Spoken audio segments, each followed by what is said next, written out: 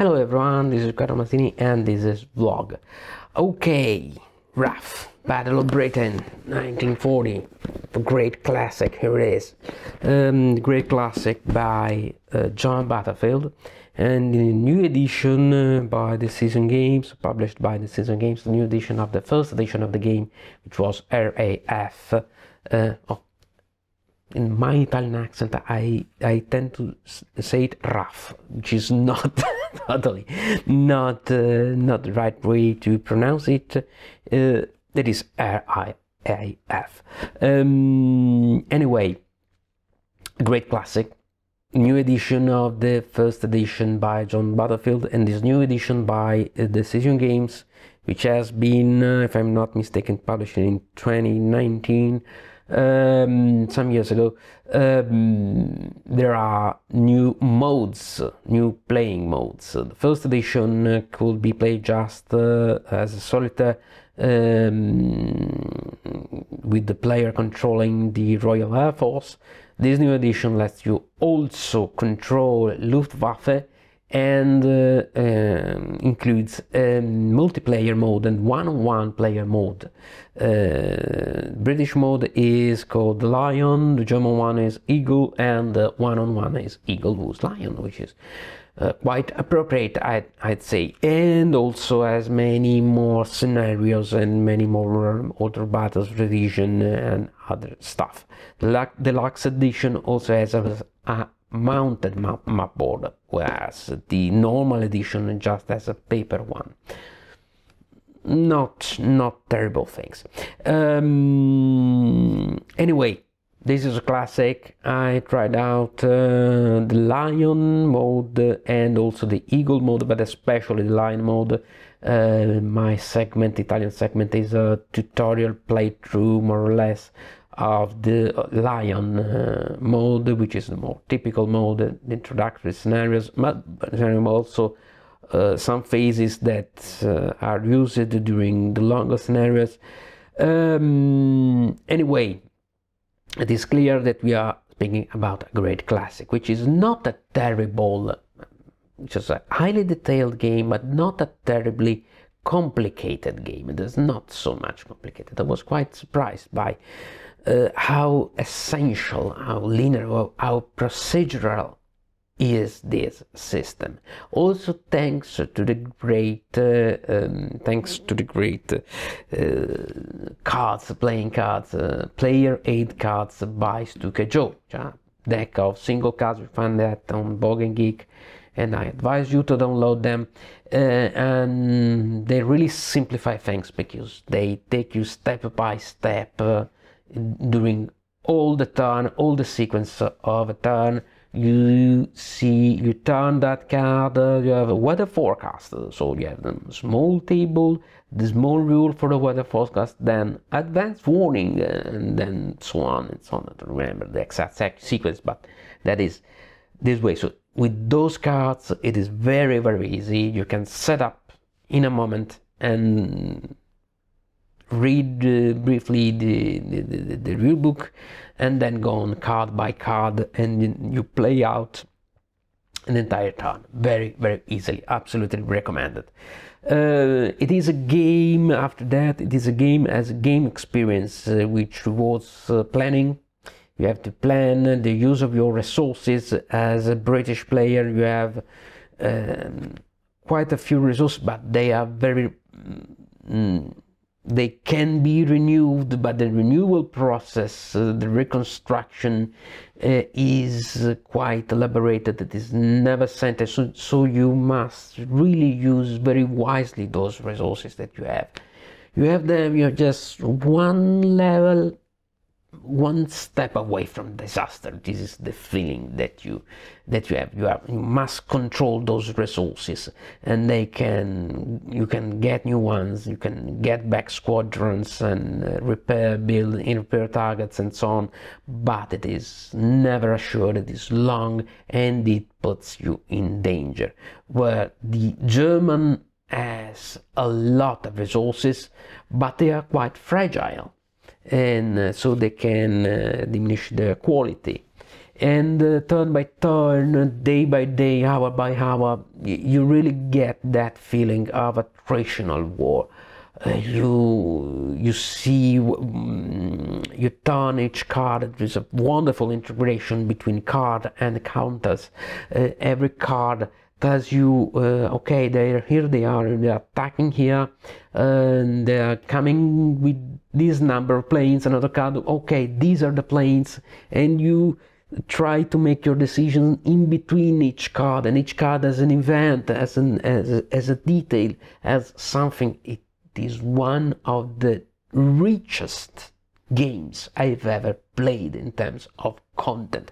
There is a lot of stuff happening here, and you are just in the middle of it. You're managing all this, also as a British player and also as a German player. And you have to plan your day ahead. You have really, especially in those scenarios after the introductory one, which are not just one day, but they are more days, and there is a management aspect which is essential. And in all these you get a lot of detail, historical detail, a lot of emotions. Each raid can really change the campaign, but also there are very dramatic moments when you realize that you cannot protect everything, so you must something must slip through, because you cannot stop everything, so you have to make sacrifices. This reminds me of really as a feeling of the Christopher Nolan movie Dunkirk. Dunkirk is a bit before, okay, of course, before Battle of Britain, but there is this feeling, there's some weeks before, but there is this feeling that you have to really, this tension, this constant tension, and also of this implacable enemy, but you have to stop it in any way, and you have to survive, you have to protect your people. Incredible feeling. It is a game with high replayability, lots of stuff are happening, a lot of scenarios, lots of different playing modes, really lots of good stuff, and once again, surprisingly easy mechanics, surprisingly easy rules. There is just a lot of them, there's a ton of those rules. Also the visual interface is very good. It can get intimidating at first, but you have everything on the table, everything around you, everything in each single card, especially if you also use the aid cards by Stukajo. So you have everything before you, and it is manageable. I can tell you, it is manageable.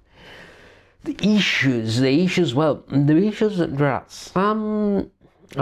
First issue, mechanics are easy, but not all of them are very fluid. Some of them are a bit elaborated. The combat tables, yes, I can get them a line, a column, and then a single table, but they're not very agile.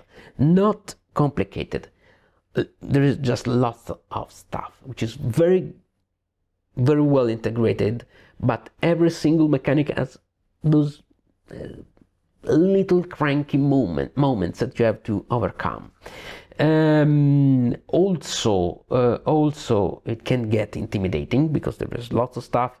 The rule book is well written. It has a peculiar structure, game pieces, sequence of turn, and then you have some inserts about essential mechanics that act during the sequence of turn, the combat, the choice of Gruppen, of German Gruppen to be involved, etc. And then we have the scenarios, and then a small historical booklet. Yes, it's good. You can understand why they did the rulebook this way, but it is not very easy to follow. Once you get the hang of it, yeah, you understand why they did this. There is a rulebook for each of the modes. There are also the scenarios. Okay, you have to be patient with this game. This is the key.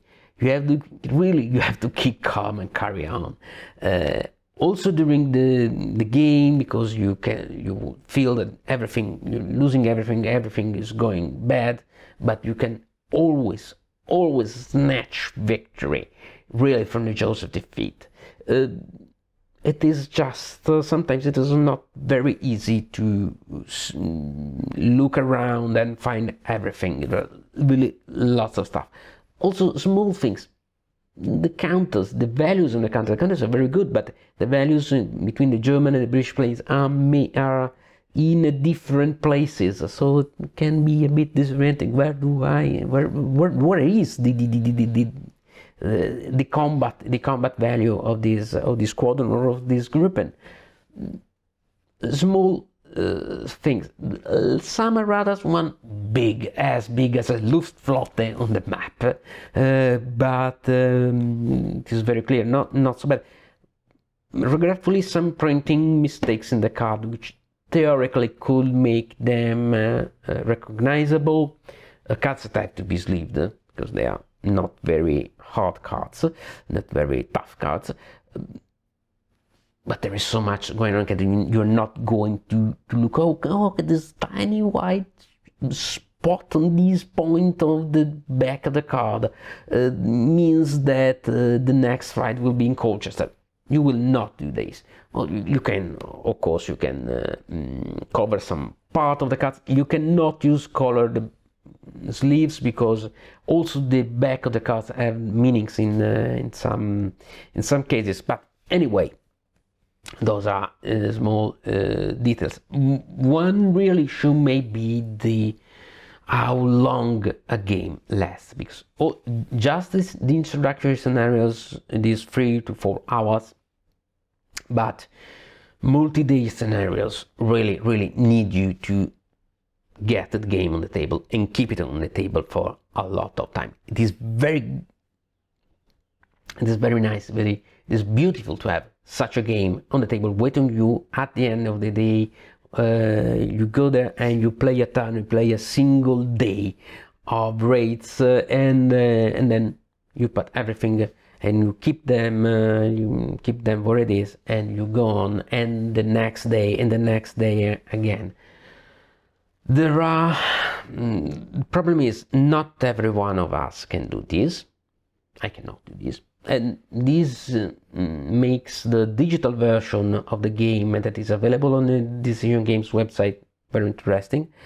But there are also ways to make some save games, but this takes you away time. Setup is not too long. There are not so many counters, really. I thought that there were more counters, but it is good that there are not so many of them.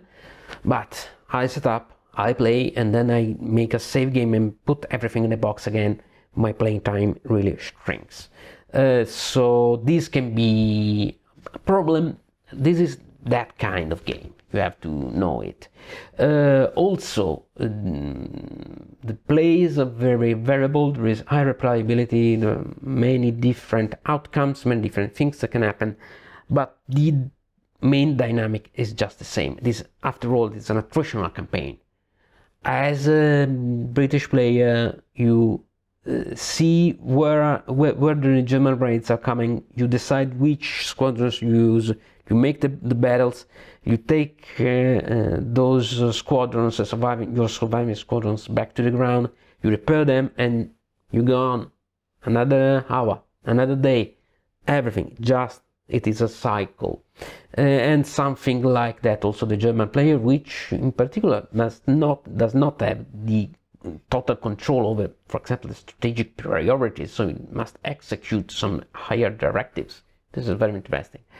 But essentially, you're doing the same again and again and again. But there are so many ways, so many different ways to do that. As a British player, you have to find those small advantages because you're very desperate. As a German, you see your great, beautiful Luftwaffe, which gets mauled and damaged, and again it is eroded. The quality goes down. But all of a sudden, there you are. The Sea Lion is coming. So, as a British, you have to.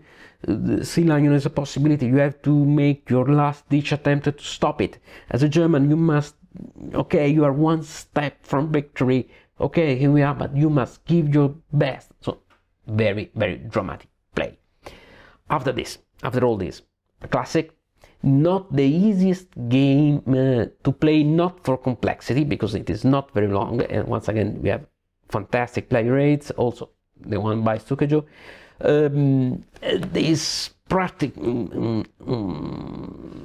not easy to manage on the practical level, because you need time, you need patience, lots of stuff happening, long gaming sessions, but this is a game that you have to explore. You can explore for years, and there will always be something new waiting inside that game. The depth of the content is incredible for a game that really is not that hard. So if you have time, if you have patience, or if you want buy the digital version, you want to keep it on your PC, and you really love solitaire games and you really love this period, why don't you already have this game? Because it is a must buy from this point of view. But also for those who are not particularly into Battle of Britain, it is a great game, it is a great experience. And also there is not just solitaire.